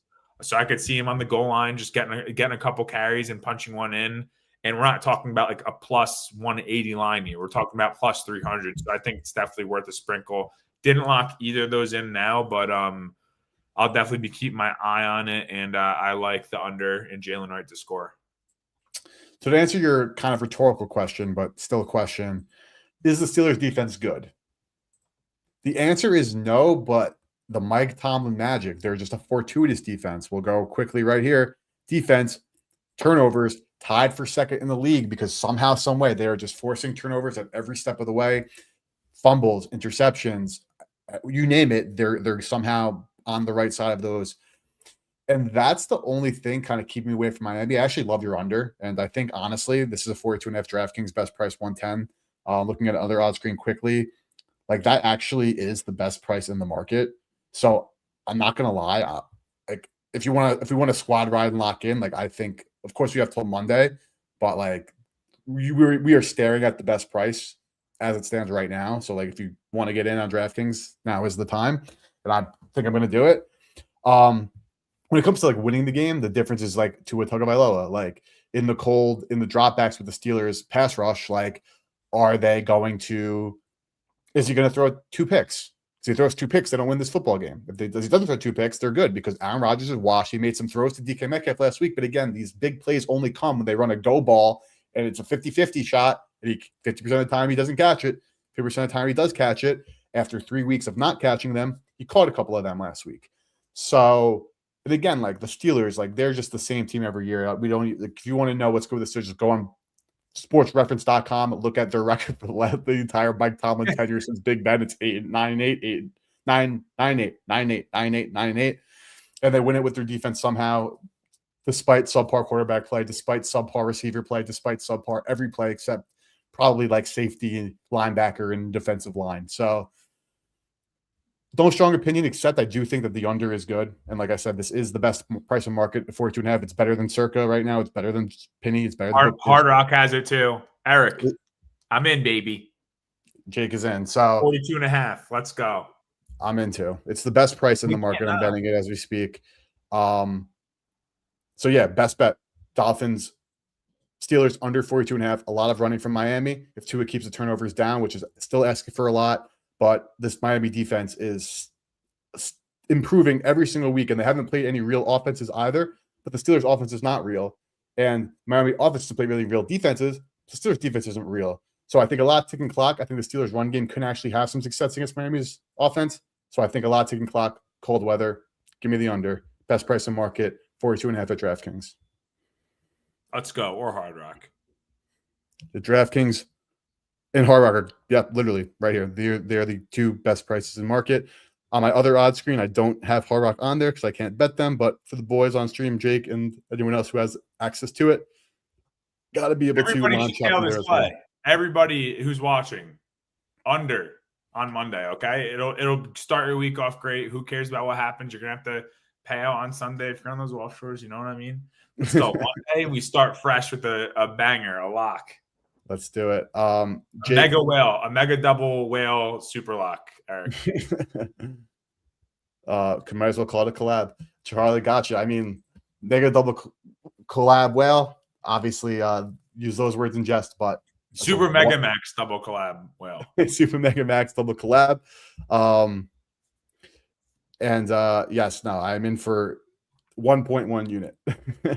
As a but Jake, we ran through every single game on the board. Want to run through your best bets lastly for one more time? I have them all here, I think, but because of the technical difficulties, I don't know if any of them didn't make it to the cut here. So if you would be so kind to read through your best bets. Yeah, let me pull them up really quick just so I have them all. All right. I'm on Tampa Bay -4 on Thursday. Tampa Bay team total over and Igbuka over 42.5 receiving yards. I'm on the Chargers +4.5. They're just the better team versus Kansas City. Let's see, what else do I have? I'm on Arizona -9.5, or I'm sorry, Houston -9.5, and I took Houston to win the AFC in a future bet at +700. I am on the over of the Washington and the Giants game, over 46.5, -120 on FanDuel. I'm on Detroit team total over 23.5. I am on the Green Bay Denver first half under 21.5. I am on I'm on Dallas -5.5, and then I'm on the Miami Pittsburgh under 42.5. Absolutely love that. For me, I am on Igbuka over 42.5 receiving yards as well. I got 44.5 in transparency, but 42.5 is obviously better. Hopefully it lands 45 plus. So we're all winners. I still would tail even with the market going the way it does. And we have, of course, a day before that goes. Strong lean toward the under 44.5 there. And honestly, might play that. We'll be streaming. As always, I'm streaming on Thursday. So if I do lock it in, you'll know right then and there. If it's still good, you guys will hopefully tail with me. Strong leans for me on both over in the Buffalo Patriots game and also Buffalo money line. Jake and I both leaning, I think, toward the under 39.5 in Chicago. I think we missed that one. I also agree with Jake's play on the the Giants commies over, but Washington money line is one of my best bets. Yeah, Eric, I only said the plays that I locked in, so you probably have my leans and stuff. I didn't mention my leans. Gotcha. Best bet Washington money line. very strong lean. Saints +3. Jake and I kind of a good agreement here on a lean on Seattle alternate line -20.5. I'm on Packers money line. I bet it on like while Jake was talking after I gave it back. I bet that, so I'm on Packers money line. And then Jake and I both just locked in under 42.5. The Dolphins and Steelers Monday night. And touchdowns I like guaranteed are Chris Rodriguez for the Commanders, and that was the only one that I locked in so far. Chris Rodriguez for the Washington Commanders. So everybody, thank you guys for tuning in. If you're watching, you need to hit that like button. It does really help the channel grow, helps the algo out. Watch on X, go to YouTube and hit that subscribe button. Also follow at Money Badger Bets and at Go Bet Smart. I'm streaming 7 p.m. tomorrow night before the game. I think Ty will be on with me, so we'll be cooking up every boost we have, talking everything on the game, finding last-minute EV bets, and getting ready for good Thursday night football. Then Sunday, the Sunday stream is the most fun stream. We are ripping for 2 straight hours, straight EV betting everything we see, cooking parlays. They've been beyond profitable. They've been an absolute blast. First touchdowns, everything, you name it. So I'll see you guys tomorrow. Have a great rest of your night. Good luck with any NBA bets you have pending between now and then. And see you boys. Thank you. Later.